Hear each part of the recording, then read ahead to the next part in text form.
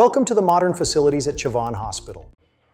Normal delivery की caesarean, खरा निर्णय कोण घेतं? नमस्कार. आज मी तुम्हाला असा एक प्रश्न विचारणार आहे जो जवळजवळ प्रत्येक गर्भवती आई मला नेहमी विचारते.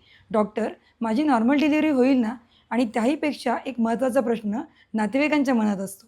डॉक्टरांनी सिझेरियन तर विनाकारण केलं नाही ना? चला, आज या प्रश्नाचं प्रामाणिक उत्तर देऊया.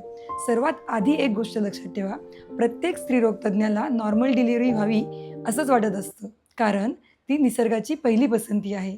प्रसूती ही फक्त आईच्या इच्छेवर किंवा डॉक्टरांच्या मर्जीवर चालत नाही. ती आईच्या प्रकृतीवर, बाळाच्या स्थितीवर आणि त्या क्षणाच्या परिस्थितीवर ठरवते. जर बाळाचा हृदयाचा ठोका कमी होत असेल, आईचा रक्तदाब वाढला असेल, नाळेमुळे म्हणजे अम्बिलिकल कॉर्डमुळे बाळाच्या मानेला त्रास होत असेल किंवा अनेक प्रयत्न करूनही प्रसूती पुढे सरकत नसेल, तर सिझेरियन हा पर्याय नसतो. तो आई आणि बाळाचा जीव वाचविणारा एक महत्त्वाचा डिसिजन असतो. लोक अनेकदा म्हणतात, थोडा अजून वेळ थांबायला हवं होतं का?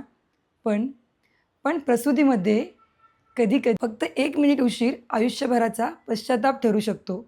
म्हणूनच डॉक्टरांना अनेकदा फक्त काही सेकंदातच निर्णय घ्यावा लागतो.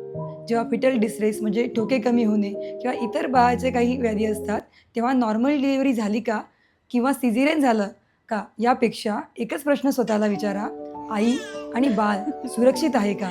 जर या दोन्ही प्रश्नांचं उत्तर हो असेल, तर समजा की तीच यशस्वी डिलिव्हरी आहे. मी डॉक्टर प्रतिभा चव्हाण, चव्हाण हॉस्पिटल. गर्भधारणा प्रसूतीविषयाच्या शास्त्रीय माहितीकरता हे पेज नक्की फॉलो करा आणि ही रील आपल्या जवळच्या नातेवाईकांना नक्की शेअर करा. धन्यवाद. Chavan Hospital, trusted care for life.